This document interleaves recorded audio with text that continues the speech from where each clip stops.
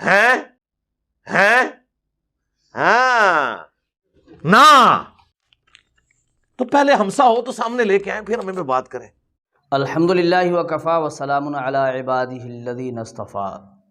سامعین و ناظرین، یہ قرب و قیامت کا دور ہے اور فتنوں کے عروج کا دور ہے۔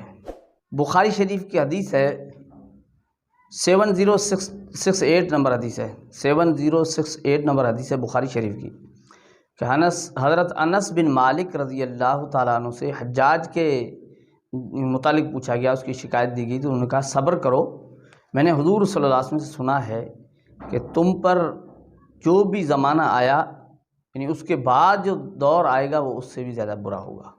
یعنی ہر آنے والا دور پہلے والے دور سے برا ہوتا ہے۔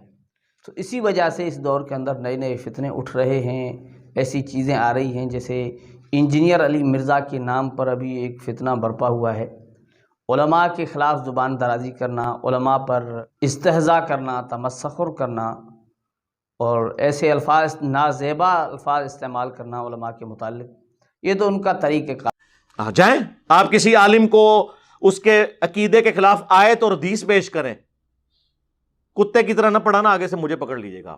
یار ویسے مولویوں سے تو شیطان بھی بہتر ہے۔ اور اپنے آپ کو علمی کتابی کہتا ہے، حالانکہ علمی کتابی بھی نہیں ہے۔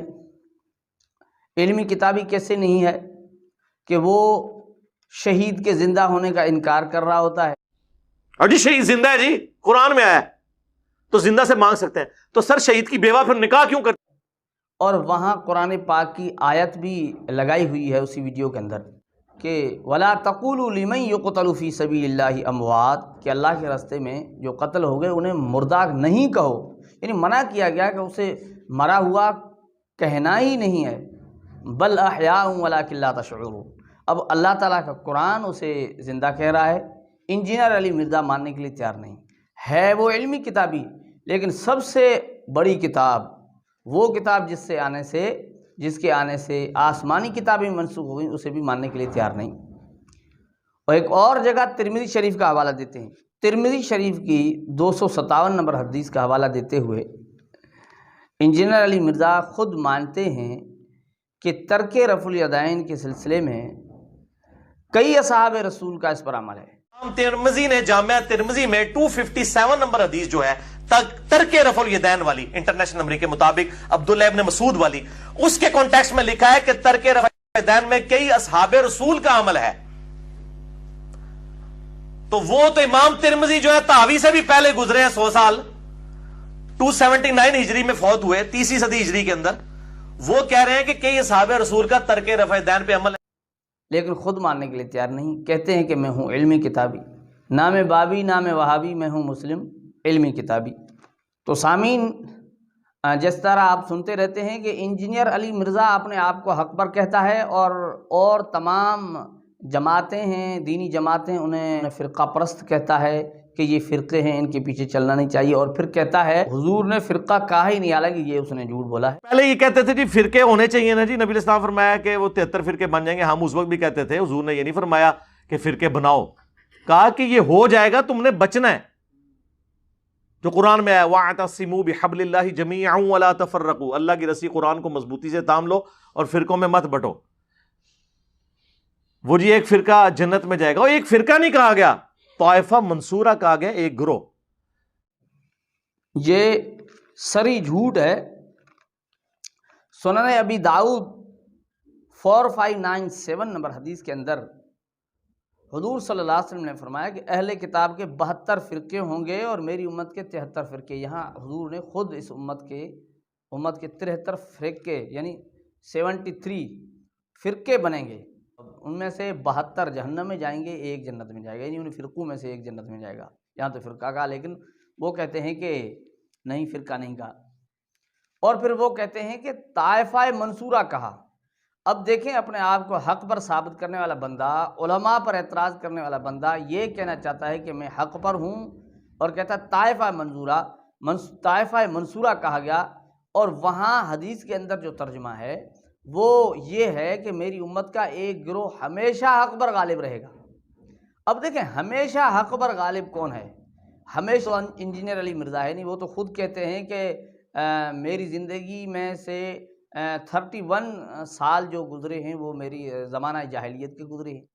میری اس وقت 43 ایئرز میں سے 31 ایئرز اسی جو ہے نا وہ سچائی کی تلاش میں گزرے ہیں، تو میں ان 31 سالوں کو اپنی ایک ڈارک ایج اور زمانہ جاہلیت سمجھتا ہوں۔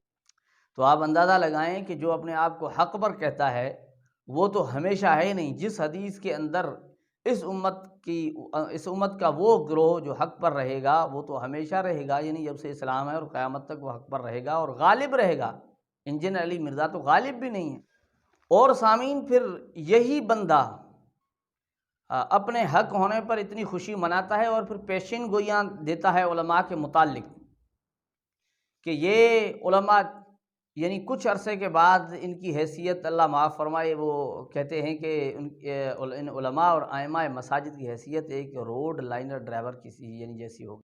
اور یہ میں آپ کو پریڈکٹ کر رہا ہوں، کچھ عرصے کی بات ہے انشاءاللہ تعالی ان علماء کی اور ائمہ مساجد کی حیثیت صرف ایک روڈ لائنر کے ڈرائیور جیسی ہوگی انشاءاللہ۔ جیسے آپ سفر کرتے ہیں نا، آپ کو اس سے غرض نہیں ہوتا کہ یہ جو ڈرائیور ہے اس کا عقیدہ کیا ہے، کون ڈرائیونگ کر رہا ہے، آپ چپ کر کے اپنا بیٹھتے ہیں گاڑی میں، منزل پہ اتر جاتے ہیں۔ آنے والی نسلیں بھی مسجد میں ان کو اس سے کوئی غرض نہیں ہوگا یہ مسجد کس کی ہے، امام مسجد کون ہے، داڑھی اس کی پوری ہے، کام ہے، کس فرقے کا ہے۔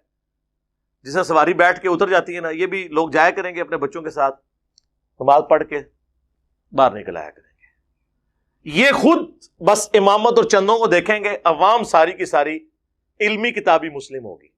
آپ اندازہ لگائیں کتنا اترانے والا یہ بندہ ہے، کیسی باتیں کرنے والا بندہ ہے، اور جو اتنا اترائے علماء پر اس طرح کہے اور پھر اپنے آپ کو حق پر سمجھے ہے، اور حق پر ہونے والے گروہ کے متعلق یہ فرمائے کہ وہ ہمیشہ غالب رہے گا۔ ایک تو ہمیشہ اور غالب، یہ نہ ہمیشہ ہے نہ غالب ہے، یہ اس دور کا فتنہ ہے جو قرب قیامت کے فتنوں میں سے ایک فتنہ ہے۔ اللہ جل جلالہ اس امت کی حفاظت فرمائے۔ السلام علیکم ورحمۃ اللہ وبرکاتہ۔ یہ ہے حقیقت۔